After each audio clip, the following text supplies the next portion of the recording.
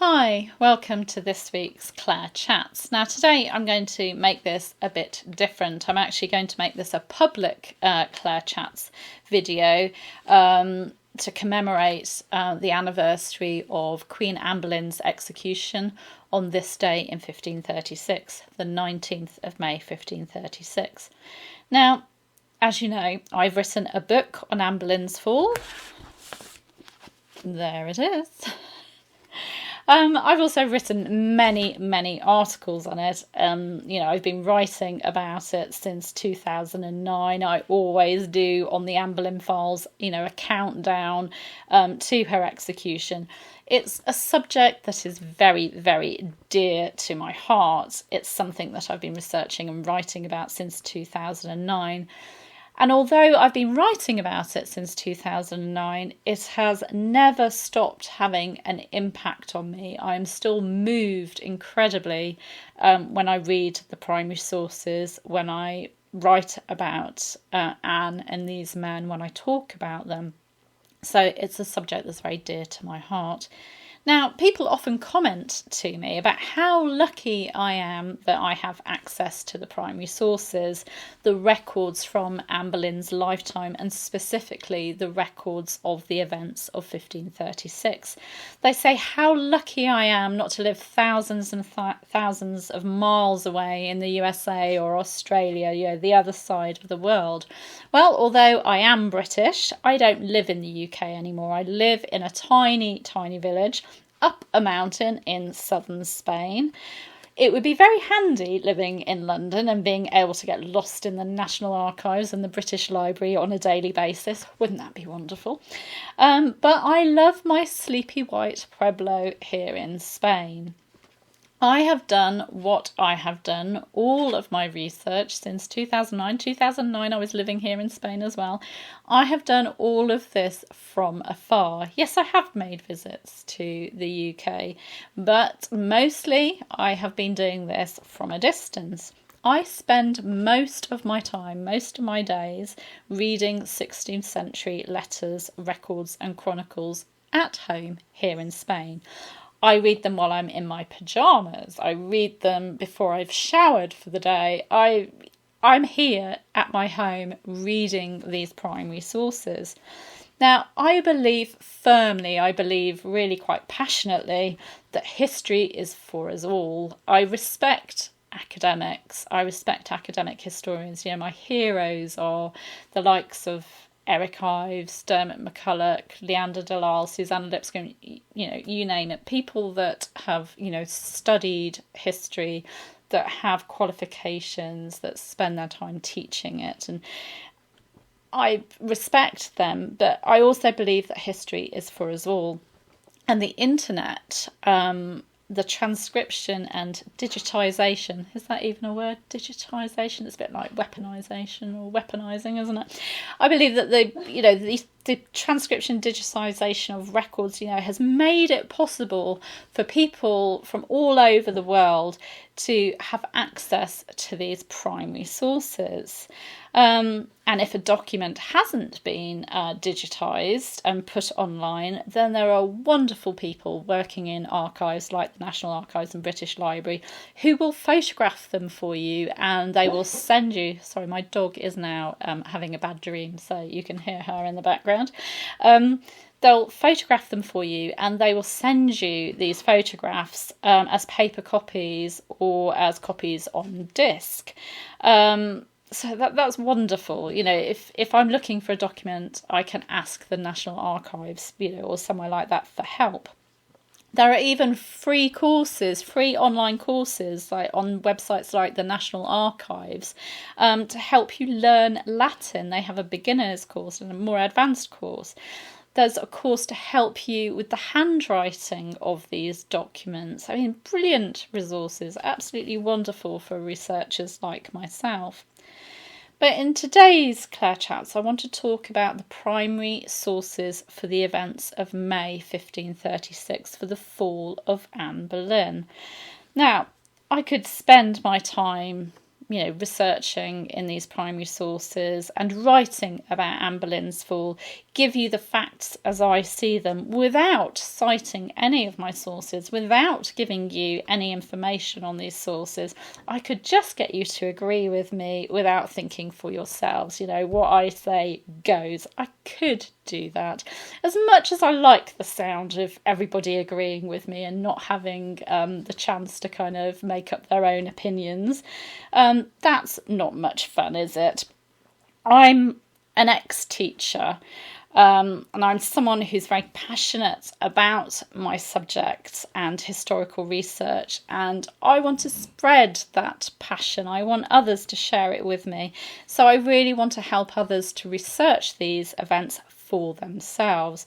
We all interpret things differently. You can read the same thing and have completely different views on it because it just depends on how your brain is wired and how you read it. And if we all look at the same sources, these primary sources, if we all have access to them and I let someone else read what I've based my opinion on, then we can start debating them. I mean, it's one of the joys I have when I write an article and put it out there. I might write an article on my view on what caused Anne Boleyn's fall, who was ultimately behind it. Was Henry VIII behind it? Was Anne responsible for her own fall? Was it Cromwell?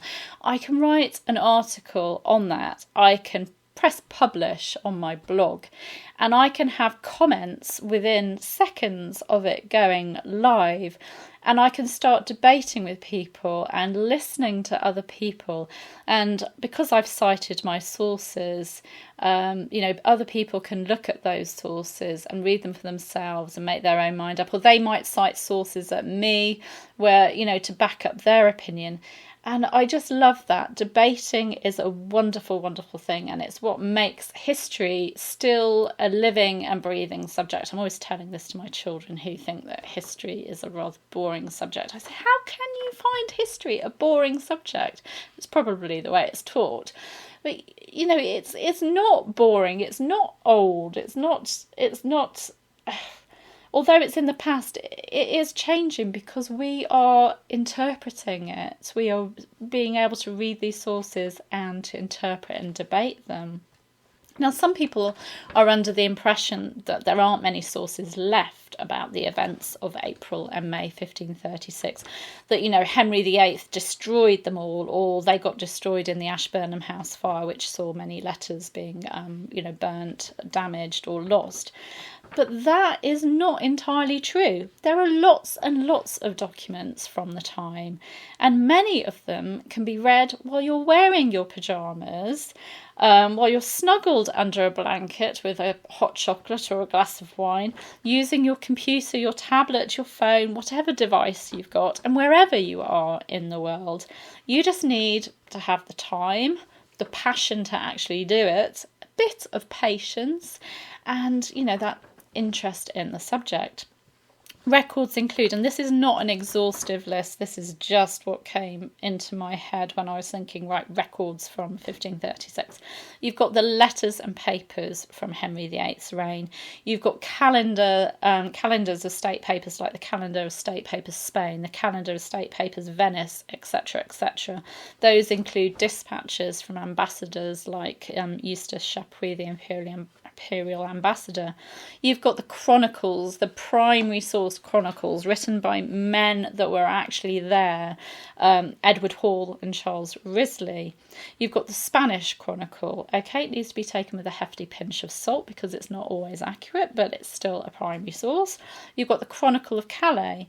You've got the accounts of the likes of George Cavendish, who served Cardinal Wolsey and wrote a biography of Cardinal Wolsey, which includes letters at the back of it from, for example, Sir William Kingston, Constable of the Tower of London, to Cromwell. He also wrote his metrical visions, which are poems about the men and who were involved in the fall of Anne Boleyn and Anne Boleyn herself. that's a great resource. There's also accounts by George Constantine, who was servant to Sir Henry Norris, who was one of the men executed in 1536. There's lots of letters about the investigations, the trials and everything in letters and papers. There are the Lisle letters, which are letters that were written about the events. Well, the Lisle letters cover a very, very large period, but there are letters that, you know, focus on the events of April and May 1536 to Lord and Lady Lisle, who were in Calais at the time. They had their sort of agents in London who were to keep them abreast of what was going on at court. There are dispatches sent back to France by the French ambassadors. Okay, they're not always translated. I've got books of them in French, but you can find them sometimes in letters and papers and that as well.